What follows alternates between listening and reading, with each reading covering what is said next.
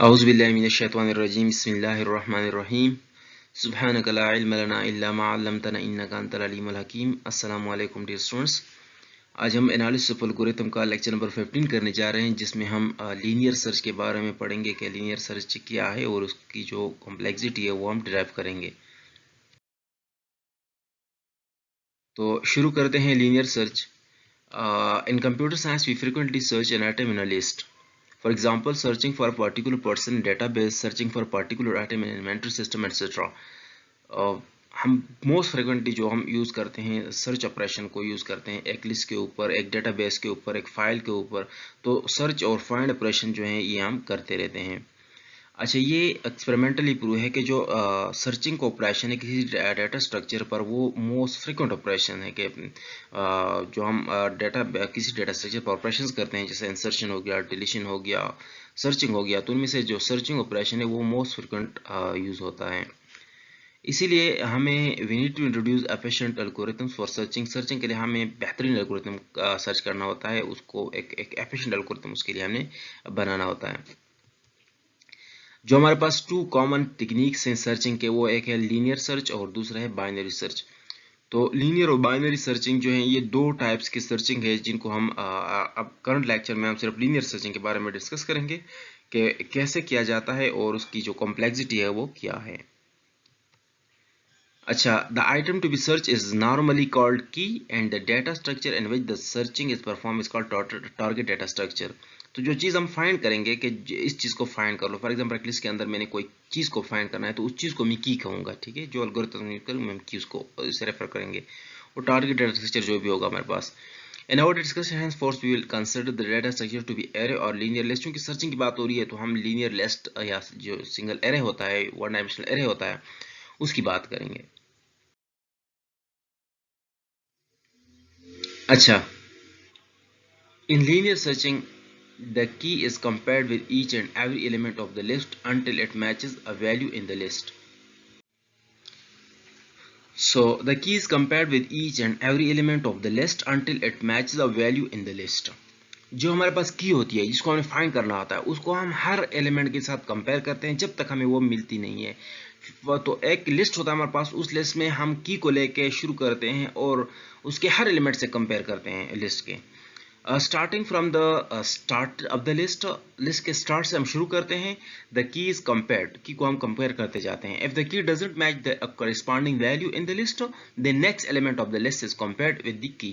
This process goes on until the key is found or the list finishes। दो possibilities हमारे पास, या तो वो होगा कि दरमियान में कहीं पर हमें जो है ना वो की जो वैल्यू है वो किसी के वैल्यू के साथ मैच कर जाएगी, की यहाँ पर एग्जिस्ट कर रही है, या फिर हमारे पास जो है लिस्ट खत्म हो जाएगा और की नहीं फाइंड होगी, तो उस सिचुएशन में हम कहेंगे कि की जो है वो फाइंड नहीं हुई।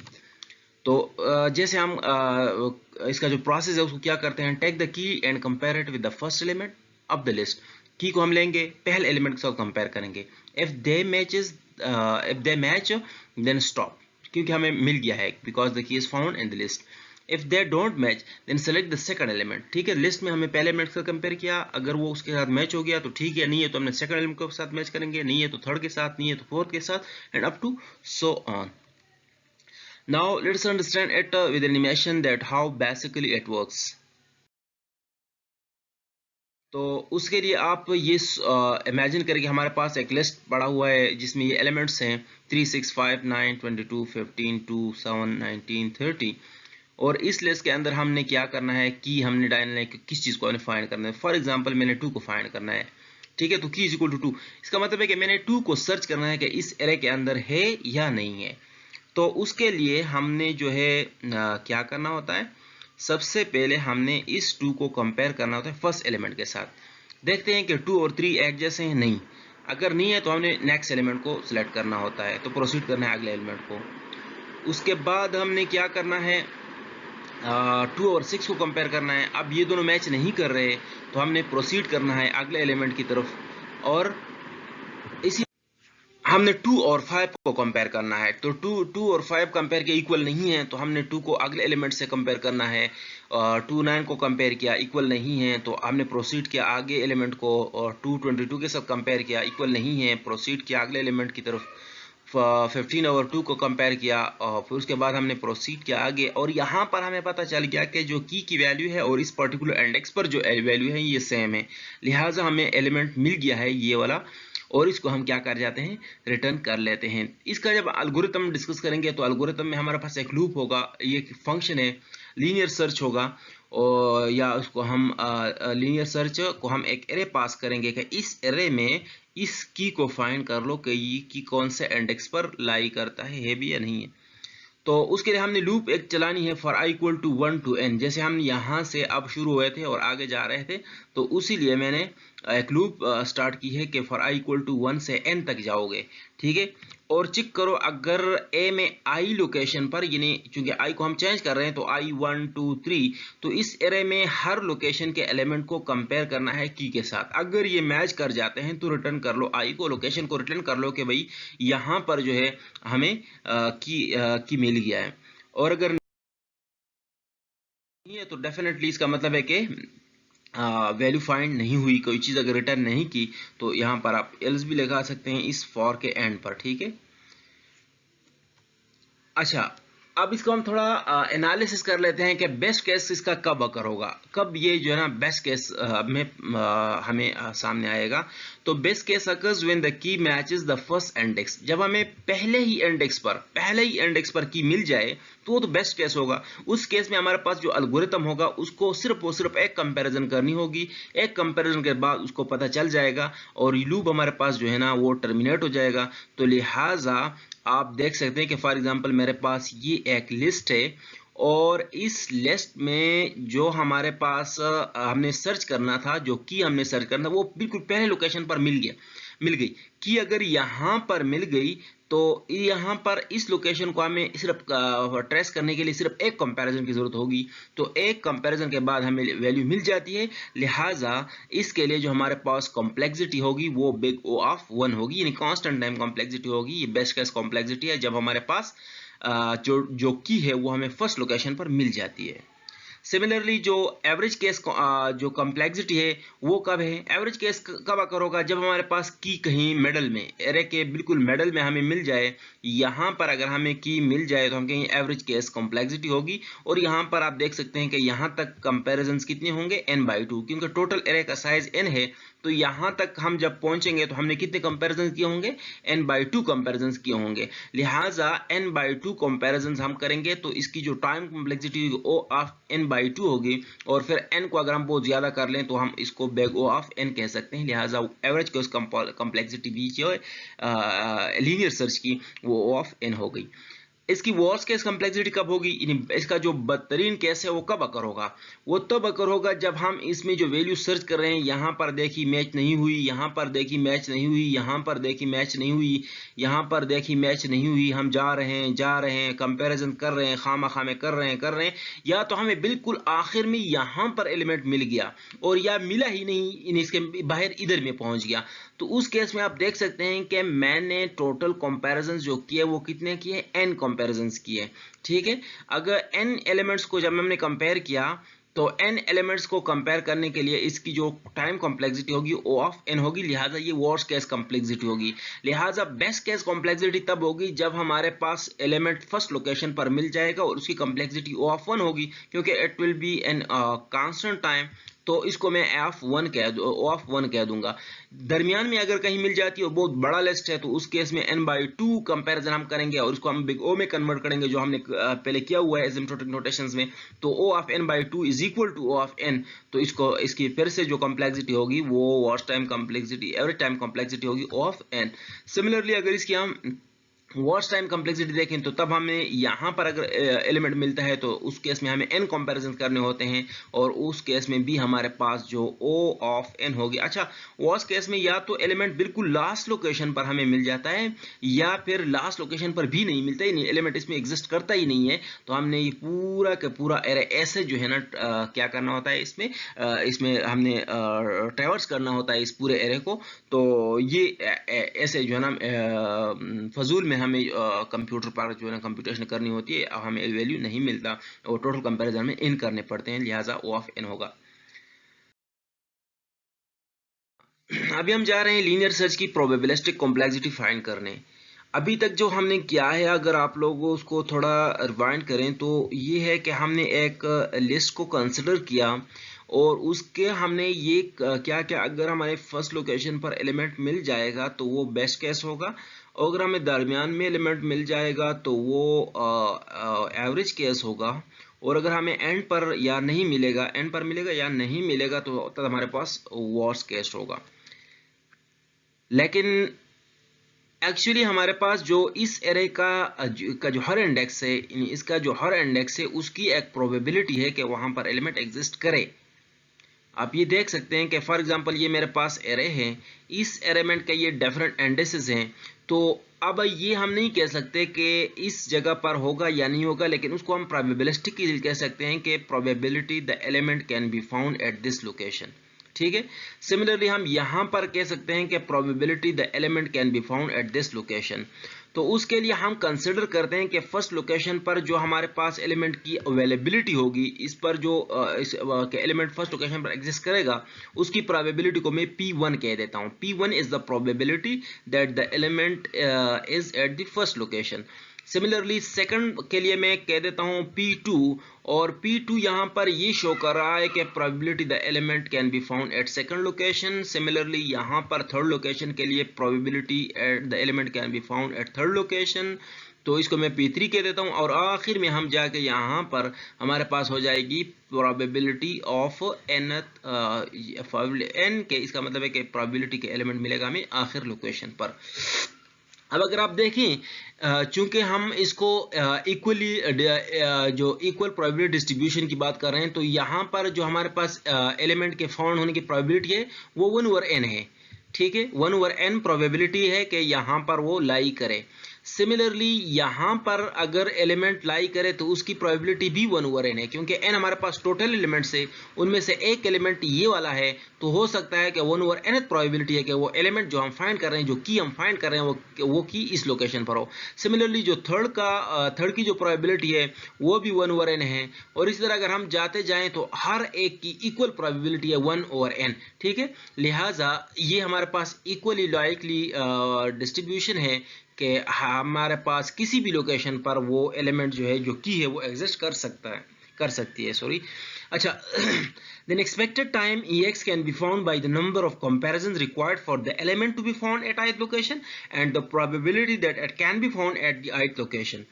अब हम अगर इसका जो एक्सपेक्टेड वैल्यू निकाल रहे हैं ई ऑफ एक्स, एक्सपेक्टेड वैल्यू अगर हम निकाल रहे हैं तो उसके लिए हमारे पास फार्मूला है E of X is equal to X multiplied by probability of X. ठीक है, ये शायद आपको स्टैटिस्टिक्स का पता हो, स्टैटिस्टिक्स में मैंने पढ़ा हो कि एक्सपेक्टेड वैल्यू ऑफ एक्स जो है हम जैसे फाइंड करते हैं is equal to X multiplied by probability of X, summation of, ये आप कर सकते हैं कि summation of X and probability of X. ठीक है,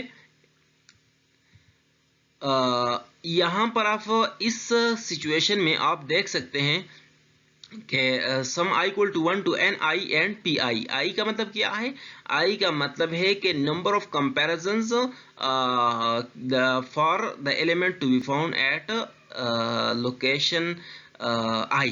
ठीक है, यानी आप फर्स्ट लोकेशन पर है, अगर एलिमेंट को यहां पर मिल रहा है तो आपको कितने कंपैरिजन करने पड़ेंगे? आपको 1 कंपैरिजन ऑफ कोर्स। आपको अगर सेकंड लोकेशन पर एलिमेंट मिलता है तब तक आप कितने कंपैरिजन कर चुके होंगे? तो एक कंपैरिजन यहां पर और एक यहां पर, तो 2 कंपैरिजन यहां तक किए होंगे आपने। सिमिलरली अगर आपको एलिमेंट थर्ड लोकेशन पर मिल रहा है, यहां पर अगर आपको एलिमेंट मिलता है तो तब तक आपने कितने कंपैरिजन किए होंगे? 3 कंपैरिजन, एक यहां और एक यहां। ठीक है, तो 3 कंपैरिजन। तो ये देखें आप i की जगह, तो i जब 1 होगा तो 1 कंपैरिजन होगा, i जब 2 होगा तो 2 कंपैरिजन होगा, i जब 3 होगा तो 3 कंपैरिजन होगा। अगर एलिमेंट हमें बिल्कुल आखिर में यहां पर मिलता है तो तब तक हमने कितने कंपैरिजन किए होंगे? तब तक हमने n कंपैरिजन किए होंगे। ठीक है, तो नंबर ऑफ कंपैरिजन और मल्टीप्लाइड बाय हर एक की प्रोबेबिलिटी। अब देख सकते हैं कि पी आई में लिखा है तो probability of 1, probability of 2, probability of 3। अब ये सारे जो है ना 1/n के बराबर है। आप देख सकते हैं कि ये भी 1/n है, ये भी 1/n है, P1 P2 P3 सारे भी 1/n है। यार इसको मैं इस तरह लिख सकता हूं कि 1/n plus 2/n plus 3/n plus 4n। ये क्या है? ये बेसिकली ये 1/n मल्टीप्लाइड बाई 1 से आया है, क्योंकि 1 कंपैरिजन और उसकी प्रोबेबिलिटी, तो 1/n प्रोबेबिलिटी थी और 1 कंपैरिजन कंपैरिजन था। ये 2 और n जो है ये 1 ओवर n मल्टीप्लाइड बाई 2 से आया है। अगर यहाँ पर आप 1 लिखते हैं और 2 को आगे लिखते हैं तो फिर भी 2 और n ही आएगा। आप देख सकते हैं कि 1 ओवर n इस प्रोबेबिलिटी के element can be found at second location and multiplied by number of comparisons required in the case when the element is at second location. तो वहां पर 2 कंपैरिजन हमें करने होते हैं और प्रोबेबिलिटी 1 ओवर n है। या सिमिलरली हमें 3 कंपैरिजंस करने होते हैं, 3 कंपैरिजन थर्ड लोकेशन पर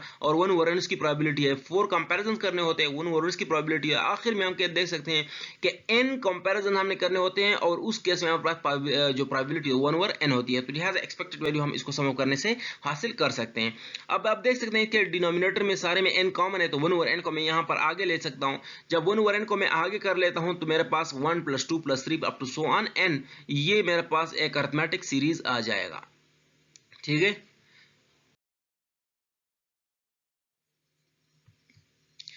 तो ये हमारे पास वो अरिथमेटिक सीरीज था। अब आपको पता है कि अरिथमेटिक सीरीज का जो फार्मूला है, जनरल टर्म फार्मूला है, वो क्या है, ln to n + 1 divided by 2। तो इसकी जगह जो अरिथमेटिक सीरीज है इसको मैं रिप्लेस कर लेता हूं। इसका जो सम है वो क्या हो जाएगा, ln to n + 1 divided by 2, जो अरिथमेटिक सीरीज का समेशन है। तो आप इसमें आप देख सकते हैं कि अगर ये n और ये n आपस में कैंसिल हो जाते हैं तो हमारे पास n + 1 डिवाइडेड बाई 2 आ जाएगा एक्सपेक्टेड वैल्यू। अगर इसको हम बिग ओ नोटेशन में लिखेंगे तो ये O ऑफ n आ जाएगा। लिहाजा ये हमारे पास था प्रोबेबिलिस्टिक कॉम्प्लेक्सिटी। हम कह सकते हैं कि ये लीनियर सर्च की प्रोबेबिलिस्टिक कॉम्प्लेक्सिटी है। और इस प्रोबेबिलिस्टिक कॉम्प्लेक्सिटी में हमने बेस्ट और एवरेज केस को जहन में नहीं रखा और इसको हमने ओवरऑल एल्गोरिथम के बिहेवियर को चेक किया है। तो ये हमारे पास बेहतरीन एनालिसिस होता है क्योंकि ये किसी पर्टिकुलर एजम्पशन पर नहीं बेस करता। जैसे कि हमने कहा कि बेस्ट केस में अगर एलिमेंट फर्स्ट पे मिलेगा तो तब बेस्ट केस होगा, तो उसकी कंप्लेक्सिटी ऑफन होगी। अब ये तो कोई बात ना हुई, अगर एलिमेंट नहीं होगा फर्स्ट पर तो फिर क्या होगा। लिहाजा ये जो प्रोबेबिलिस्टिक एनालिसिस है ये हमें बेहतरीन तरीके से हमें बता सकता है कि इस एल्गोरिथम का ओवरऑल बिहेवियर जो है वो क्या है। अब ये जो है, अब मैं कभी भी ये नहीं कह सकता कि हमारे पास लीनियर सर्च की कॉम्प्लेक्सिटी O ऑफ 1 है, क्योंकि अगर हमें बेस्ट केस में ये वाली कंप्लेक्सिटी हमें मिली थी, लेकिन that was a special case under special assumptions. तो स्पेशल एजम्पशन के बेस पर ये था। सिमिलरली मैं O ऑफ n उस कॉन्टेक्स्ट में उस अपनी जो प्रीवियस एजम्पशन था, जो मैंने कहा था कि अगर एलिमेंट हमें लास्ट पर मिले या ना मिले तो फिर हमारे पास कॉम्प्लेक्सिटी क्या होगी, O ऑफ n होगी। उस आर्गुमेंट के बेस पर अगर मैं लीनियर सर्च की कॉम्प्लेक्सिटी बताता हूं कि O ऑफ n है तो ये भी मेरे पास अच्छा एनालिसिस नहीं होगा। क्यों?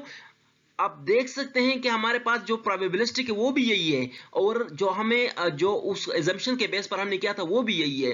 फिर भी मैं कह रहा हूं कि ये वाला अच्छा नहीं है और ये वाला अच्छा है। क्यों? क्योंकि यहां पर हमने जो एजम्पशन किया था कि भाई अगर एलिमेंट आखिर में मिलेगा तो तब, लेकिन इस केस में मैंने कोई असम्पशन नहीं, इसमें मैंने एरे के हर लोकेशन को ध्यान में रखा है।